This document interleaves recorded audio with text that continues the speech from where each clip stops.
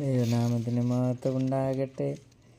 3 യോഹന്നാൻ 1-ാം ഇങ്ങനെ പറയുകയാണ്, പ്രിയനെ, നിന്റെ ആത്മാവ് ശുഭമായിരിക്കുന്നത് പോലെ നീ സകലത്തിലും ശുഭമായും സുഖമായും ഇരിക്കണമെന്ന് ഞാൻ പ്രാർത്ഥിക്കുന്നു.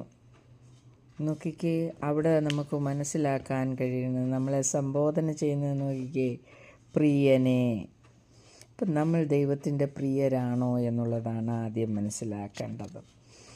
നിൻ്റെ ആത്മാവ് ശുഭമായിരിക്കണം. പിതാവാൻ ദൈവത്തിൻ്റെ നമ്മെക്കുറിച്ചുള്ള ആഗ്രഹമാണ് ഒന്നാമത് നമ്മുടെ ആത്മാവ് ശുഭമായിരിക്കണം. രണ്ടാമത് നാം സകലത്തിലും ശുഭമായും സുഖമായും ഇരിക്കണം. ദൈവത്തിൻ്റെ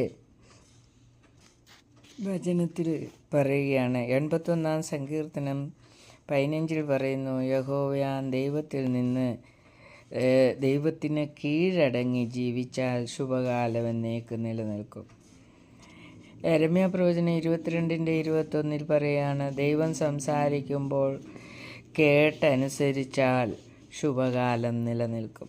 നമ്മുടെ ശുഭകാലം നിലനിൽക്കണമെന്ന് ദൈവം ആഗ്രഹിക്കുന്നു.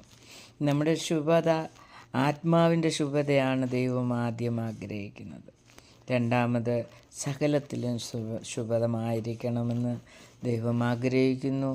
ആ ദൈവത്തിൻ്റെ ആഗ്രഹം നമ്മളിലേക്കാകുവാൻ നാം ദൈവത്തിന് കീഴടങ്ങി ജീവിക്കണം. ദൈവവചനം കേൾക്കുന്നത് അനുസരിച്ച് ജീവിക്കുവാൻ ഇടയായി തീരട്ടെ.